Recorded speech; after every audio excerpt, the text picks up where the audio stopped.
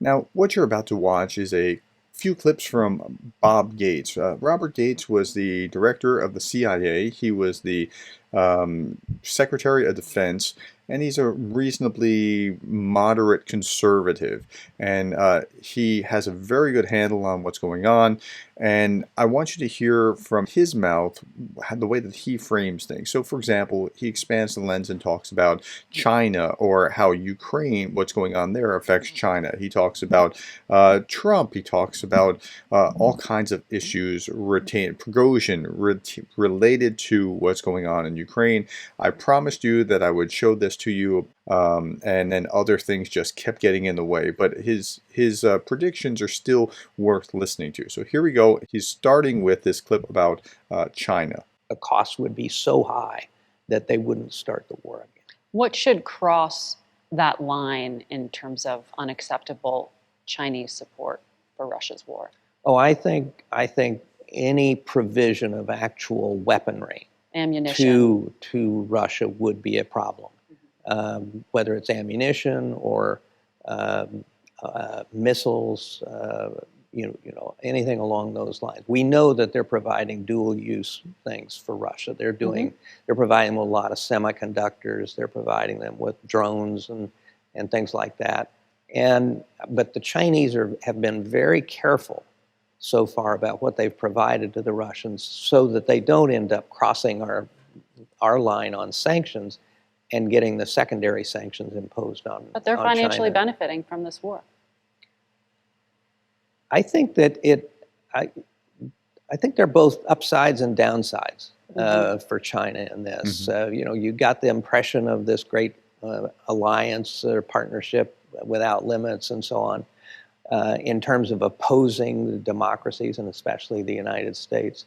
But I think Putin has gotten himself into trouble. And the truth is, Russia is going to end up much weaker when this war stops than it was before it started. So Xi's partner has been significantly weakened by this war, and that's got to worry him as well. And that's an interesting perspective to have, because very often we don't think about China except in terms of how it's going to potentially affect Taiwan. Okay. What do you make of this feuding that appears to be happening among Russian fighters? You had that video released by Prigozhin, the head of the mercenary group, Wagner Group, really criticizing the defense minister of Russia, saying he's not giving me the ammunition and he's lying about the war. What's happening here? My view is this is all taking place with Putin's approval. The theater. This is Putin. And that's what I have said, and I've done a number of videos about this. Go back about a week and a half, and I've been saying this, that Putin is approving what Prigozhin says, and tacitly or explicitly. I don't know how it's done, but Prigozhin is essentially just Putin's mouthpiece to slap at his enemies. Putin dividing and conquering. Putin, given how badly the war has gone, has to worry at some point that his military decides he's a problem.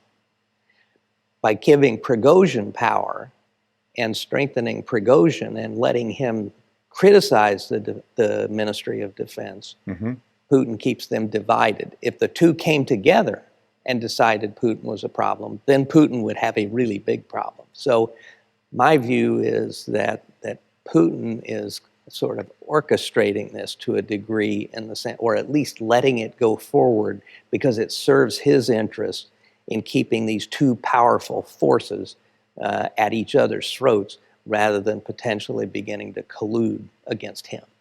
And this is something that authoritarian dictators tend to do. So let's go to the next clip and listen here. You famously said that Joe Biden was wrong in foreign policy for 40 years. And I know you get asked about this all the time. But at this point in his presidency, how do you assess his performance? Well, first of all, on the thing that's most important right now, which is Ukraine, I think that the way that the administration used intelligence to alert the Europeans and others to what the Russians were about to do was very important. And I think the way that the administration was able to assemble the alliance, bring the alliance together in support of Ukraine, has been very impressive. Okay, now remember, put it in context. He said this about Biden when he was the director of the CIA, and then he was the Secretary of Defense, while Biden was either the Senate Foreign Relations Committee chair or vice president. So that's the background. So these two have a good sense of each other. My problem is that they have been, I think, slow in approving the various kinds of weapon systems going to the Ukrainians. And so, there's a debate for a long time. Do we send tanks? Well, finally we sent tanks. Do we send things like the HIMARS and other kinds of capabilities? And we finally did it, but only after months and months of indecision. So and now it's F-16s. They've been worrying about, talking about F-16s for many, many months, and now we hear, well, we're going to go ahead and allow the training on the F-16s. Well, that's a decision that could have been made 6 months ago. Truth is, if they had begun training pilots on F-16s 6 months ago, then those pilots would be able to get into those airplanes this spring. So I want you to hear that, because this is... there's a lot of conservatives that have that kind of sentiment, like, hey, this has been too slow in the process. Why didn't we do this? Well, we didn't do this because, frankly, Putin deterred us. That's what's happened. Okay, next clip. A year ago when we spoke, you told me the one glimmer of hope you saw was that Xi Jinping and Vladimir Putin had united Democrats and Republicans in Washington. There was strong consensus. Do you actually think that's holding? I do. I think that, in fact, there's kind of a competition on the Hill to see who can be tougher on China. And it makes a more nuanced policy by the administration more difficult, because anything that the administration does to try and put a floor on this relationship gets criticized on the Hill as conceding something to the Chinese. But I think by and large, there is very broad bipartisan support for what the U.S. is doing for Ukrainians, and I think it's also in terms of China. Yet there are some loud voices raising concerns about U.S. military readiness in terms of drawing down, in particular, U.S. stockpiles to quickly provide arms to Ukraine or to Taiwan, and the connection to this concept that weakens the United States. Donald Trump said last week, we're giving away so much equipment, we don't have ammunition for ourselves right now, we're giving away too much. Well, I think you have to look at the kinds of things that we're providing, and in many respects, the kinds of equipment we're giving the Ukrainians for this ground war against Russia are not necessarily the kinds of weapons we would rely on if we ended up in a confrontation, for example, with China. I think there also is a realization that we have let our production capabilities wither since the end of the Cold War, and finally people are getting behind the notion we're going to have to make some long-term investments there. I also think that the military, and one of the reasons for the hesitancy probably in terms of some of these weapon systems, is that the military is watching very carefully to make sure we don't draw down our stockpiles in some of these weapons too far. And I think they're monitoring that on a very closely. So somewhat of a legitimate concern, but more nuanced, you would say, than just ammunition. Yes. So you regularly hear that line that we're giving away all of our military equipment. Well, yes and no. We are giving away military equipment. It is a lot of it. It could be even expensive, except you're getting this off the books. So, and it's not stuff that we would be relying on. It's like the stuff you fall back to. So that's why I wanted to show you that clip. Let me keep going, because there's another bit here that I want you to see. But there are arguments being made by Republican senators. I think of Josh Hawley, for example, who said it's hard for the U.S. essentially, I'm paraphrasing, but to do two things at once. That by staying focused on Ukraine, that in some way it's a benefit to Xi Jinping's ambitions elsewhere on the planet. That if you look one place, you can't be as robust in the other. Do you think that question of being overstretched is worth a conversation? I don't think that's the case. Because the last few administrations brought that up in reference to Afghanistan. And our military documents talk about how, look, we are prepared for one major conflict somewhere in the world. And I've read this, right? So that is what it says, our actual doctrine. So it's a legitimate question. Let's hear them. I think that we're not overstretched. First of all, it's equipment we're providing to Ukrainians, not troops, so that there is no drawdown of American forces, as there was in Iraq and Afghanistan, of dramatically large numbers of American troops on the ground. Second, I think it's really important to understand that a weakening, I think getting this right is important. Weakening what we're doing in Ukraine actually creates greater danger for Taiwan.